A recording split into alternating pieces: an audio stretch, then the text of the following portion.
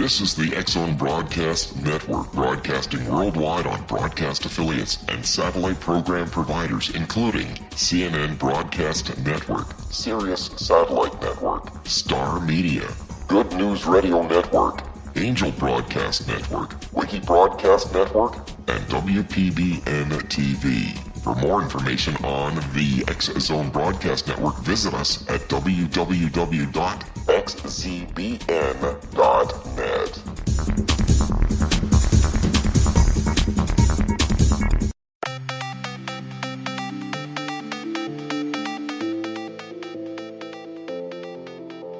Welcome, everyone, to Too Good to Be True, and thank you to all the listeners.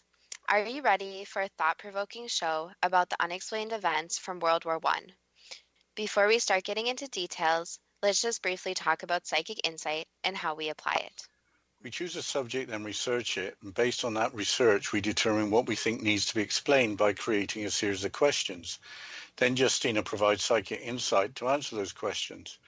The psychic insight is narrated towards the end of the show. Accepting the psychic insight is a question of individual belief. Now let's go through the disclaimers. Here are the disclaimers. Neither of us claim to have any expertise in any subjects that we discuss. We relate information we find through research and the psychic insight. We are always delighted to hear from listeners. The show only lasts an hour. We don't have the time to present exhaustive research on any topic. This means that there will be information that we miss. We want to provide a basis for the psychic insight. We don't care if a theory turns out too good to be true, as the show name suggests. We are only interested in finding out more of the truth about topics. Spirit can only relate insight that is appropriate for our time in history. Free will cannot be affected. Only comments that are appropriate for our time can be given through the psychic insight. Much of the subject matter in shows may have already been covered many times in other media. We want to look into subjects in a new, different way and be thought-provoking. We are not very good at pronouncing names. We apologize. And neither of us have expertise in investigating unexplained events from any era in history. Thank you, Justina, for letting me choose the subject of unexplained events from World War I. That seems to be a rather random topic. I thought it was time for some unexplained events and thought that a common theme would be a good idea. When I read the story about the Tsar's gold disappearing, that seemed to be a good choice for one of the events to be investigated. I think we should mention the article from the Siberian Times from April 1st of this year. Oh, it was April Fool's Day. So yes, April Fool's Day is celebrated in Siberia. The spoof article claims that the gold had been found in an old railroad tunnel. It was written by the Siberian Times reporter. That shows that the story of the Tsar's gold must be alive and well in Russia. So what's so interesting about some gold disappearing? The Tsar and his family were murdered in July of 1918, and all their wealth must have been claimed by the leaders of the revolution, with maybe some items being stolen. Apparently the story goes that a huge quantity of gold just disappeared. The entire story could all be a hoax, of course. In a country that had experienced an overthrow of the ruling classes and removing itself from World War I in the spring of 1917, there must have been an enormous upheaval. World War I continued, devastating Europe with millions of casualties. It is hard to imagine 17 million people being killed in World War I, along with the Spanish flu epidemic of 1918 to 1919 that killed a further 20 to 40 million people. The start of World War I is hard to believe because it was about two sets of major nations forming alliances. Once an event occurred, there was a domino effect and the battle lines were drawn between the two alliances. These were the Triple Entente and the Central Powers. The Russians were part of the Triple Entente, also known as the Allies, along with France and the British Empire. The opposing Central Powers were Germany, Austria-Hungary, and the Ottoman or Turkish Empire. The misery of World War I was part of the reason for the Russian Revolution in 1917, which ended Russia's involvement in World War I. Italy was part of the Central Powers but didn't join them, eventually fighting against them. Japan also fought against the Central Powers on the side of the Allies. So Italy and Japan were against Germany in World War I, and with them in World War II. It sounds just plain stupid for the situation to have got so out of hand. What was the event that occurred? The assassination of Archduke Ferdinand of Austria in Sarajevo on June the 28th of 1914. Long story short, the assassins, with the exception of one, were Serbian. Austria-Hungary declared war on Serbia. Serbia was an ally of Russia. With all the alliances in place, the Central Powers were at war against the Allies. Nationalism was a big factor at the time. Many countries thought they were superior to others and could win any conflict. Britain and Germany had built up their forces and appeared to have been preparing for war for years. People in those days must have thought differently about doing what they were told. There didn't seem to be much opposition within the different countries. With the exception of the Russians, people must have trusted their governments, and there must have been consequences for not going along with what the governments wanted. With nationalism riding high, probably the voice of reason could have been heard as the voice of treason. The British head of state, King George V's family name, made the situation seem all the more ridiculous. The British royal family changed their name to Windsor from Saxe-Coburg and Gotha in 1917 because it sounded too German, because it was German. The name belonged to Prince Albert, who married Queen Victoria, grandmother of King George V. Weren't the royal families of Germany, Russia, and Britain all related? Yes, Kaiser Wilhelm, Tsar Nicholas, and King George were all first cousins, but I think we're going to have to talk more about that after the break. Yes. Remember to go like our Facebook page, and after this short break, we'll continue talking about World War I and unexplained events.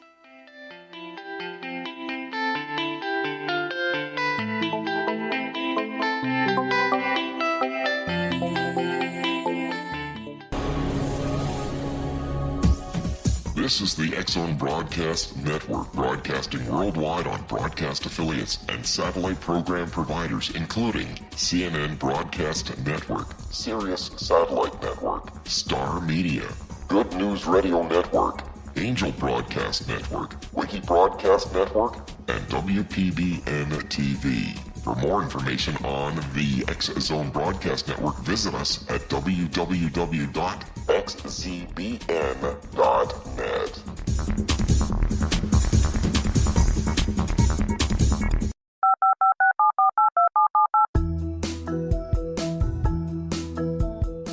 Did you know that when you're on the road with limited data or Wi-Fi, you can still listen to the X-Zone Radio Show with Rob McConnell, The Science of Magic with Gwilda Wiyaka, X-1, Dimension X, Space Patrol, and every minute of the X-Zone Broadcast Network by calling 213-401-0080, courtesy of Audio Now. No smartphone, app, or internet needed. It saves your data plan, and it's free if you have unlimited minutes. Call 213-401-0080 to listen on any phone, anytime, anywhere. Remember 213-401-0080 for the best of the paranormal, parapsychology, and sci-fi radio programming anywhere, 24/7, 365.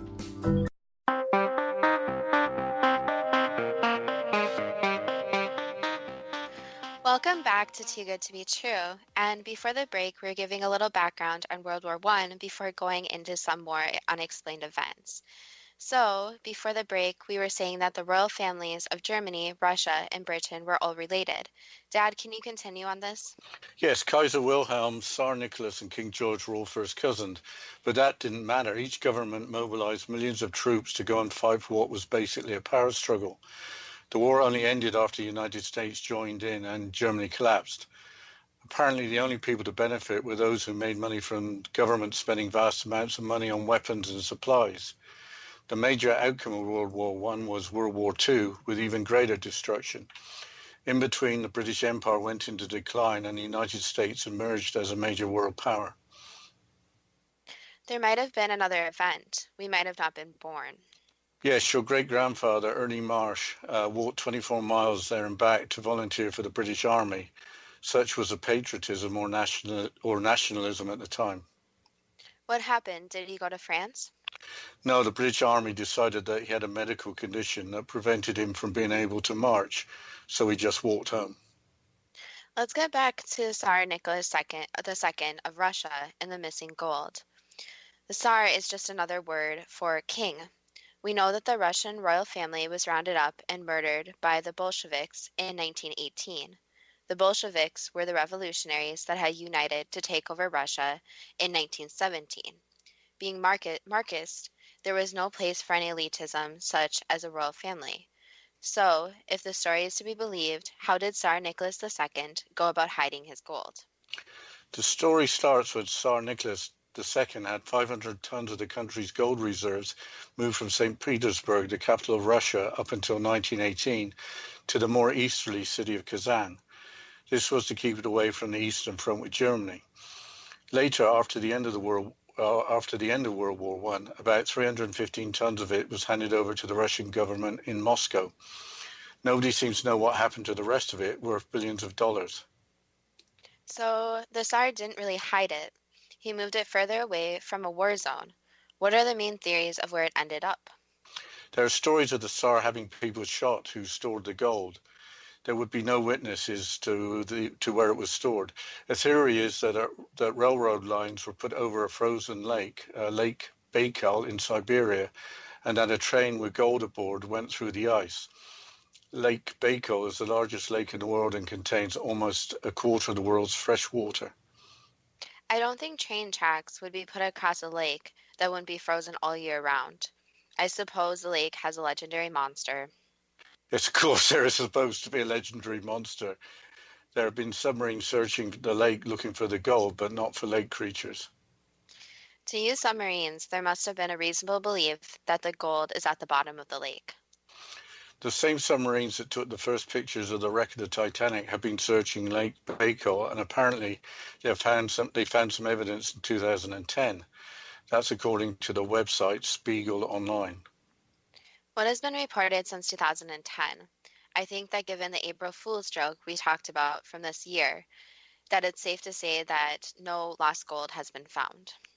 The search has involved looking in several places in Siberia besides Lake Baikal, and nobody has announced finding any gold yet. Why don't you move on to the background for the next unexplained event, the Vanishing Battalion? The event happened during the Gallipoli campaign when the Allies invaded the Dardanelles Strait in Turkey in 1915. The narrow seaway provides a route from the Black Sea to the Aegean Sea and the Mediterranean. This was an essential sea route for the Central Powers. The campaign ended with the Allied troops not getting off the landing beaches. The disease alone was accountable for about half the Allied deaths in the month of December of 1915. There were hundreds of thousands of casualties. First Lord of the Admiralty, Winston Churchill, who had suggested the campaign, resigned as a result. From 1916, Anzac Day, every April the 25th, is named for the Australian and New Zealand Army Corps, that's ANZAC, A-N-Z-A-C, that fought in the campaign. The Allied troops, with many from Australia and New Zealand, were put into an impossible situation by poor planning and poor intelligence. It was just another example of the futile loss of life of World War I. How big was the battalion and how did it vanish?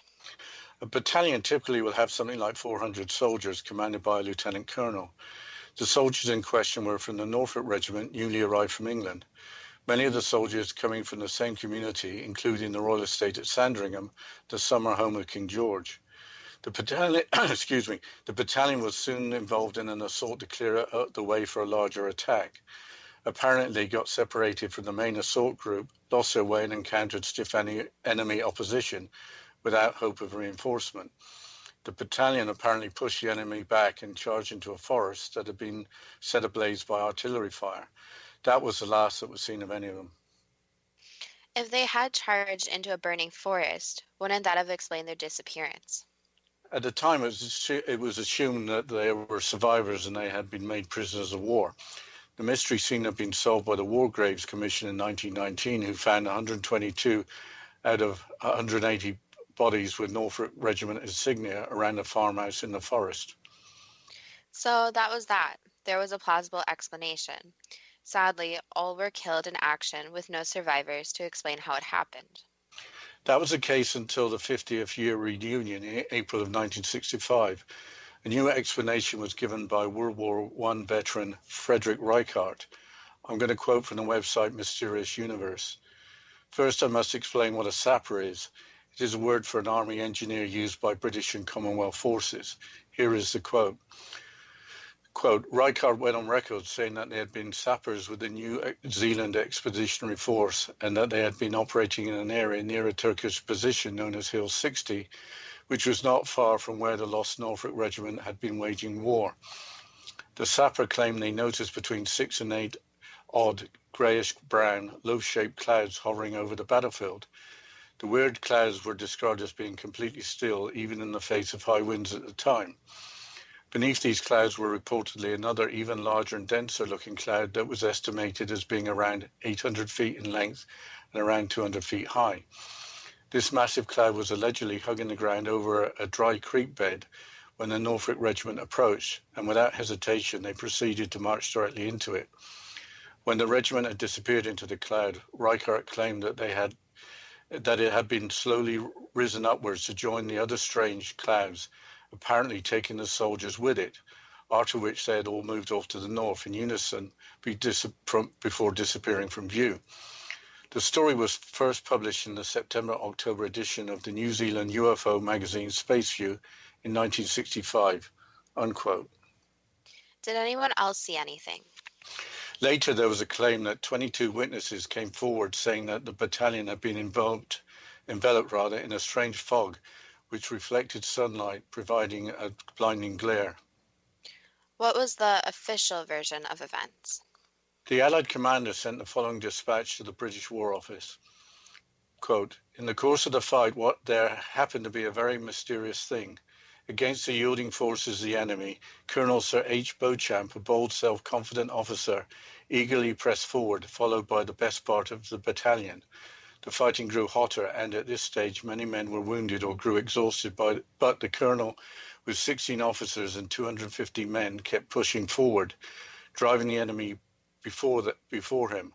Nothing more was seen or heard of any of them. They charged into the forest and were lost to sight or sound. None of them ever came back, unquote. This could have been part of a cover-up of a botched military operation. So officially, the tragedy was on Beauchamp and his troops for being too brave. The War Graves Commission had found among the 122 bodies near the farmhouse one with the insignia of Colonel Beauchamp's rank. What was the significance of some of the dead were from the royal estate at Sandringham? The BBC made a documentary in 1999 about the incident called All the King's Men, based on the book The Vanished Battalion by author Nigel McCreary. So some of the dead had been directly employed by King George V, hence the name of the documentary. The documentary suggested that the battalion had been taken prisoner in the forest and then were all murdered near the farmhouse. Well, let's change topics and let's talk about the next event, which seems completely incredible. This might be just folklore, but towards the end of World War I, off the coast of Scotland, a German U-boat was apparently attacked by a giant sea monster. Well, this sounds really far-fetched, but what's new about a monster being Scottish, except that this one doesn't live in a loch? That was another show, but the legendary sea monster, the Kraken, if real, would live in the North Atlantic. The Kraken is supposed to be a huge squid-like creature. So, what is the story? The story was in the London Daily Telegraph on October the 19th, 2016. The submarine U-85 was captured by the British Navy because it was not able to dive below the surface. This apparently happened on April the 30th, 1918. Here is a quote from the article. Quote, according to an old sea tale, the ship's commander, Captain Kresh, later revealed that they had been on the surface of the water while they recharged their batteries at night when a strange beast rose out of the deep. He is believed to have described a monster with large eyes set in a horny sort of skull, adding, it had a small head but with teeth that could be seen glistening in the moonlight. Every man on watch began firing a sidearm at the beast, he said, but in the battle, the submarine had been so damaged it could no longer submerge beneath the water. That is why you were able to catch us on the surface, the captain is said to have told the British, unquote. That's a great story, but what evidence is there to support it? A recent article includes some new evidence. Apparently, when laying a subsea power cable off the west coast of Scotland, a wreck that may be UB-85 was found. This is in the area where the alleged attack occurred. The wreck may be of the sister ship, the UB-82, but it's hard to know which submarine it is. Do you remember Gary Campbell from the other show, the keeper of the official sightings register of the Loch Ness Monster? Yes, I don't think I'm going to be able to forget that episode for a while. He claims that sailors were aware of sea monsters that could damage their vessels. Here's a quote from the Daily Telegraph article. Quote, "It is entirely feasible that some large sea creatures disabled the submarine," he said. "History has shown that there have been consistent reports of large monsters, not just in lakes and lochs, like Loch Ness, but out in open waters as well. For many years, the giant squid was known as the fearsome kraken, and given the size of the oceans, it wouldn't be a surprise if many large species were still to be discovered.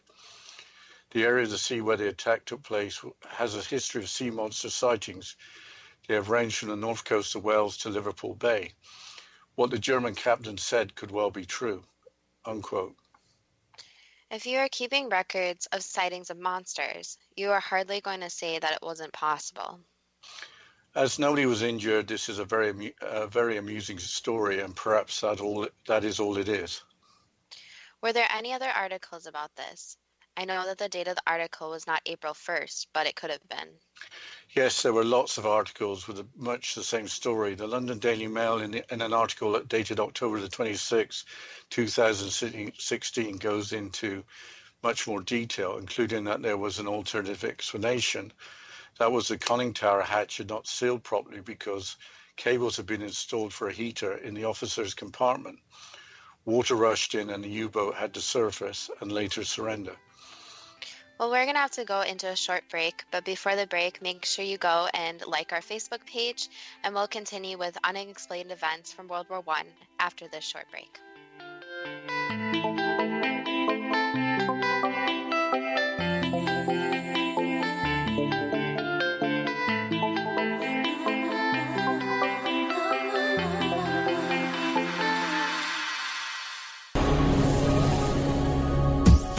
This is the X-Zone Broadcast Network, broadcasting worldwide on broadcast affiliates and satellite program providers, including CNN Broadcast Network, Sirius Satellite Network, Star Media, Good News Radio Network, Angel Broadcast Network, Wiki Broadcast Network, and WPBN TV. For more information on the X-Zone Broadcast Network, visit us at www.xzbn.net.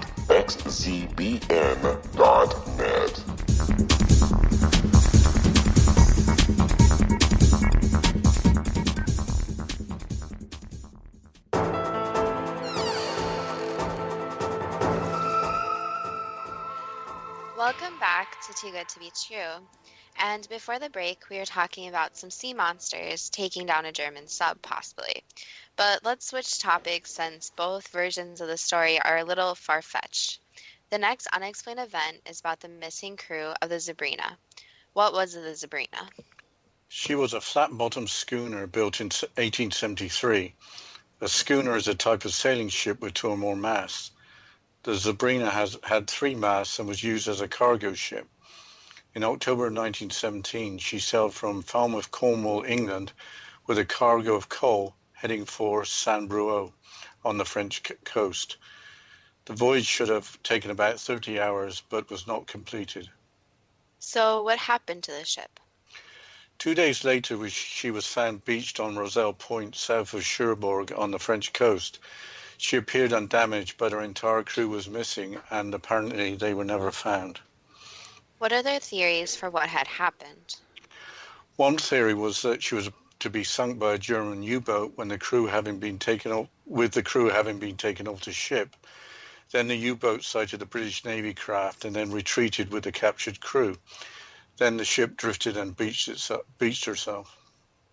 That sounds plausible. Are there any problems with that theory? The main problem was that the logbook was still on board. A U-boat captain would have taken a logbook as evidence of capturing the ship. Was there anything odd about the ship? There were 23 on board, not an expected crew of 6. This might have been because the Sabrina was actually a disguised military ship or Q ship. A Q ship would have had hidden guns that would sink an enemy vessel, trying to sink what happened to be an unarmed merchant ship. I think that a sailing ship would be too hard to maneuver to be a Q ship. But changing subjects, are there any other events from World War I which have been explained as being paranormal? Yes and no. There is the story of the Angels of Mons. That's M-O-N-S. This was during the first battle fought by the British Army on the Western Front in August of 1914. But eyewitnesses were largely discredited, and the original story appeared to be from a work of fiction written after the battle. Apparently, apparitions of angels appeared fighting for the outnumbered British forces holding up the German advance when the British right flank became exposed. Had the Germans broken through, Paris may have fallen. The story spread throughout Britain with many people believing in divine intervention and that the angels were on the side of the British Army. The British Expeditionary Force was in France and Belgium, surprising the German forces only 3 days after declaration of war by Britain against Germany on August the 4th of 1914. Fighting began only 40 days after Archduke Ferdinand was assassinated. I would have thought that there would have been ghost stories with millions of lives lost through mechanized warfare. There have been various ghost stories, but why would a ghost want to hang around such a horrific place? An interesting incident was in 1916 when a Canadian soldier named Wild Bird was woken up by the ghost of his brother Steve, who had been killed in action 2 years before. His brother urged him to move away from where he was, sitting under a tarp in a trench. Wild Bird moved along the trench.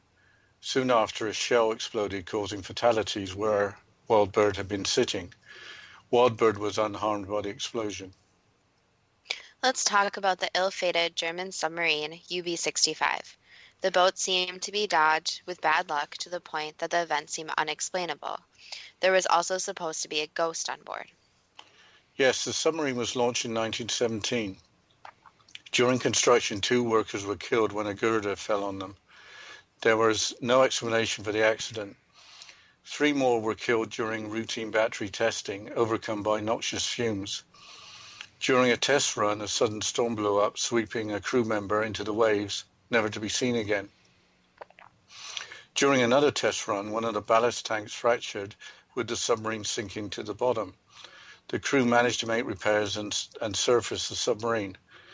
Their survival was seen as being miraculous, but the bad luck continued. I wonder why they didn't just get rid of the submarine at this point. It seemed to be causing a lot of casualties. They needed the submarine to help starve the British into submission before the United States joined the war. But there was another incident. Preparing for the maiden voyage, a torpedo exploded for no apparent reason, killing the second officer, Lieutenant Richter. The submarine was then repaired and launched again. So, presumably, the boat sank on the maiden voyage.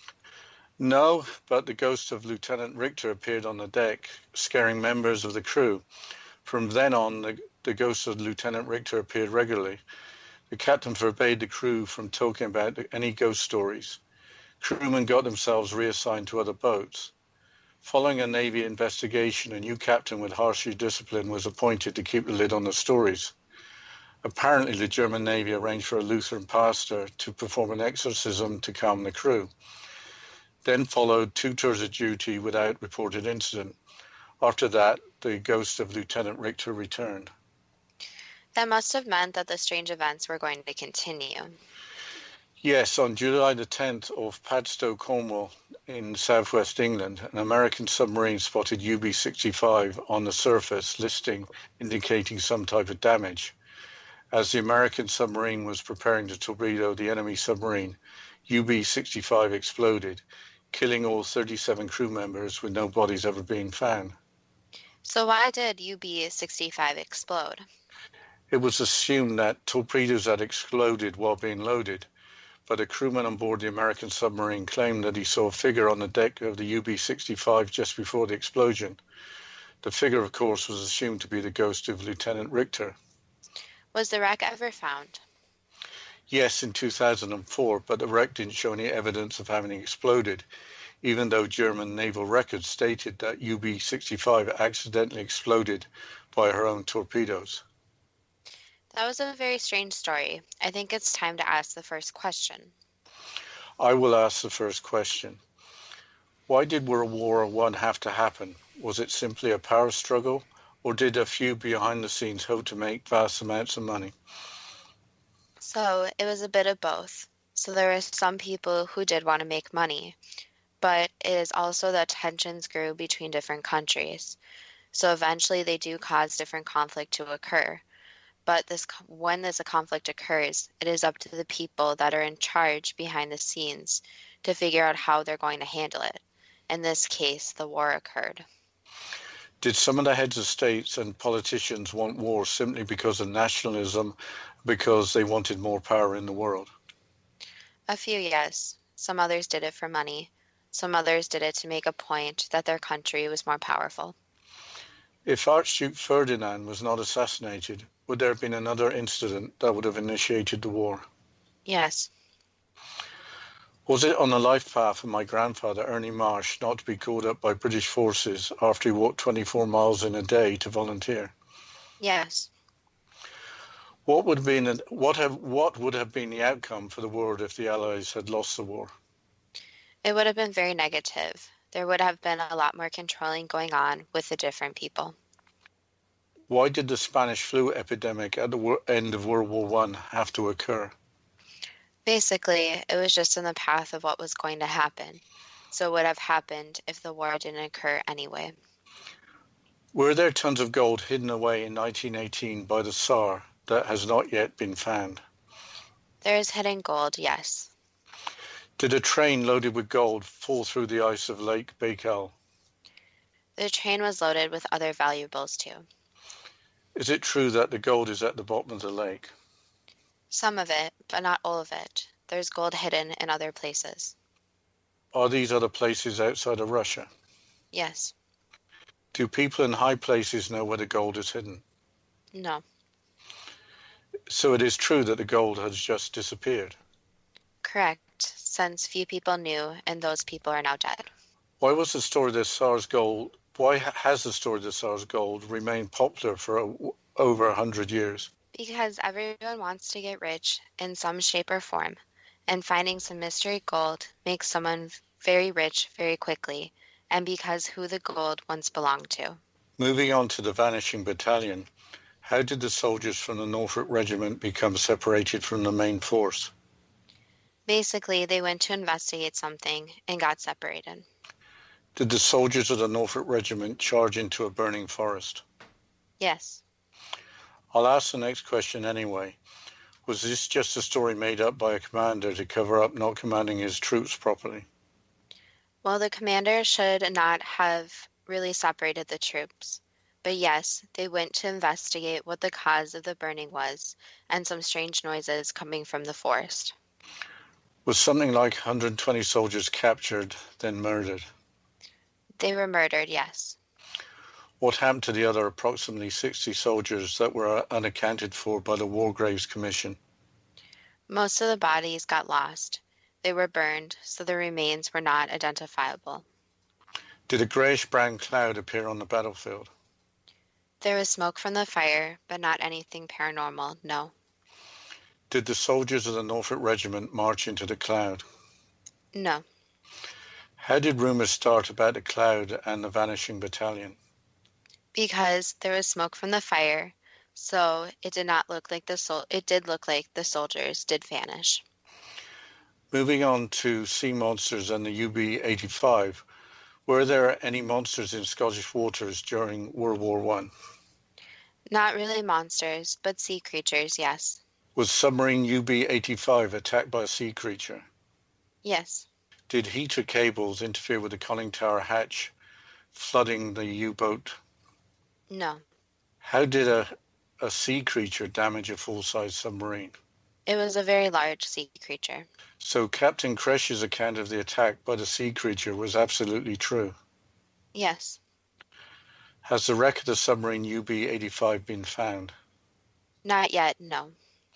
So the submarine thought to be UB-85 is not UB-85. Correct. Are there sea creatures now in the North Atlantic as in the days of World War I? Smaller versions of them, yes. Are they related to the Kraken?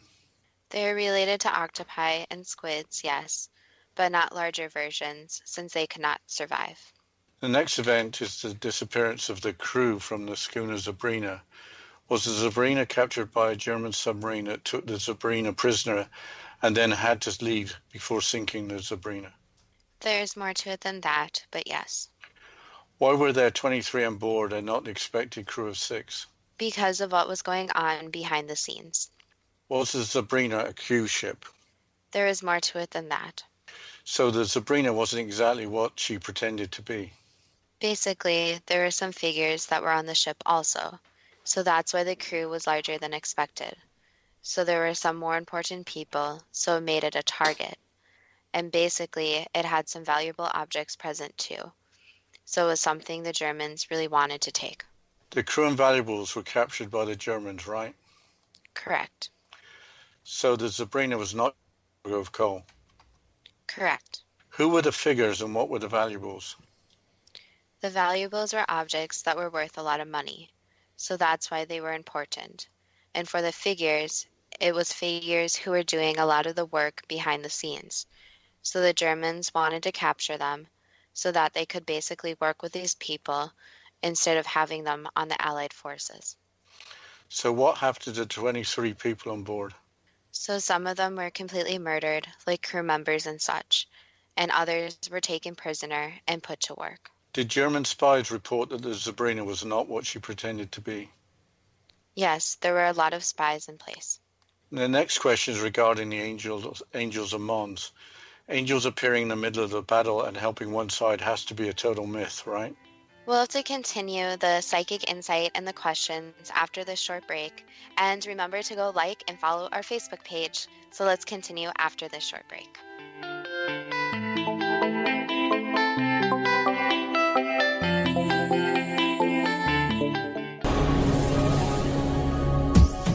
This is the X-Zone Broadcast Network, broadcasting worldwide on broadcast affiliates and satellite program providers, including CNN Broadcast Network, Sirius Satellite Network, Star Media, Good News Radio Network, Angel Broadcast Network, Wiki Broadcast Network, and WPBN TV. For more information on the X-Zone Broadcast Network, visit us at www.xzbn.net.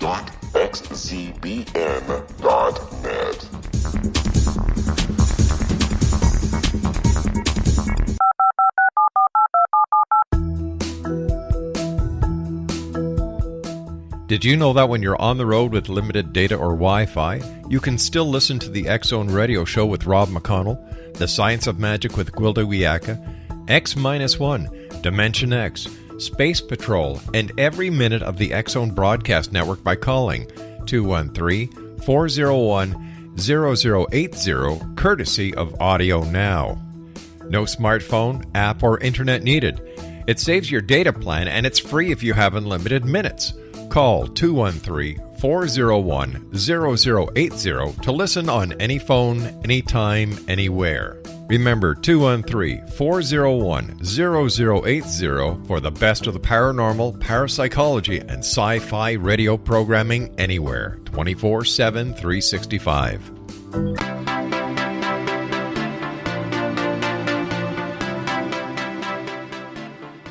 Welcome back to Too Good to Be True. And before the break, we are going through the questions and the psychic insight.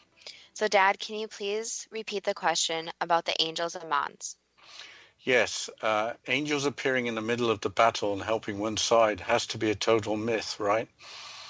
So there were different situations that do happen, or scenes where angels will step in if it is not someone's time to go. However, there was not a crowd of angels showing up. Was holding the line with a slow retreat while being outnumbered purely a matter of well-trained soldiers fighting with skill and bravery? Yes. What would have happened if the German army had broken through and Paris had fallen? Then the whole war would have been different, since the Germans would have had one of the key points for their tactics, so many other cities would have fallen afterwards. The next question is about Wildbird. Was he woken up by the ghost of his dead brother Steve? Yes. How can a ghost have a physical effect in this world? Many ghosts can, by combining their energy into basically a physical influence, let's say. So the entire story of Wildbird is true. Correct. The next question is regarding submarine UB-65. Why did submarine UB-65 have so many fatal accidents before a maiden voyage? Basically, there were some different aspects of it that needed to be looked at more carefully. Were not all the reported facts about the accident correct? Some of the accidents were made to look like accidents. What was the purpose of that? Basically, they wanted to take out some of the submarine crewmen before it actually sailed. What was the reason for that? Basically, let's just say that there was corruption and they didn't want the most talented people in the submarine, so they decided to eliminate them. Why did UB-65 sink to the ocean floor and then was able to survive by the action of her crew? Because not all of their targets were murdered. The submarine was meant to sink to the ocean floor. Yes. And the survival of the submarine was a miracle that wasn't expected. Correct. Later on, what caused the torpedo to explode, killing Lieutenant Richter? Basically, built up pressure. So it was an accident. Correct. That was an accident. Did the ghost of Lieutenant Richter appear on the deck of the UB-65? Yes. Was an exorcism performed on the submarine? No. What was causing UB-65 to be listing when sighted off of Padstow? Basically, that was just a defect in how it was going. Nothing paranormal. What sank UB-65 and ended the lives of all her crew? Was it an exploding torpedo? Yes. Was the ghost of Lieutenant Richter seen on the deck of the UB-65 just before she sank? No, not just before, no. It was a while before. Why did the ghost of Lieutenant Richter appear? Was he trying to warn the crew about something? Yes, it was a warning of their impending deaths. How was the wreck of the UB-65 intact if she had actually exploded? So the torpedo hit nearby and not exactly into it. So it caused the submarine to basically sink but not be destroyed. So it caused a massive bolt of energy instead of hitting it straight on. So the torpedo was like a depth charge? Correct. Is it wise to walk away from a place or situation when unfortunate fatal events continue occurring? Generally, yes. So usually, if a lot of accidents are occurring, it's occurring because of something of human error or something human-wise that is going on, or there is some flaw in the design or build. So it doesn't need to be a paranormal reason always. It can just be an actual physical reason. So if something happens over and over again, and it may be fatal, then yes, it's best to walk away and rethink your decisions of going near it. What else can we learn from the series of accidents afflicting UB-65 and from her strange ending? Basically, that some things aren't completely paranormal. Some of them are real physical things that happen. But yes, ghosts and other beings do try to warn people sometimes of impending events. And especially in wartime too, there's lots of corruption. So unfortunate incidences may happen because of strategy and the war. And that's when key events might occur, since other sides' ultimate gain is to win the war. So was Germany's enemies acting to cause events that were reported as accidents? Correct. So there were saboteurs? Correct. There is a large portion of the forces that were mixed in, without actually knowing they were mixed in. One final question. What can we learn from World War I beyond nationalism so easily leading to automated mass murder in the trenches? The first lesson is that power is something that can either be something that makes greatness, where a lot of people can be helped, or such as seen in World War I, Power can be something that really destroys a lot of people, and it's everyone's right, and especially United States, to stick up for what they believe in. And if they see any leaders or anyone that's in charge with power is doing the wrong thing, in their opinion, they should speak up and stand for what they believe in, even if they think their voice won't be heard. Large groups of people can really make a change. So the lesson here is to always step in, and when something's occurring that you don't believe in, and that something that's even going on now, is that there's a lot of discussion about people's beliefs. But everyone has the right as a human being to stand up for what they believe in and have a voice themselves. And there's also the aspect that World War I obviously, unfortunately, had many, many tragic deaths.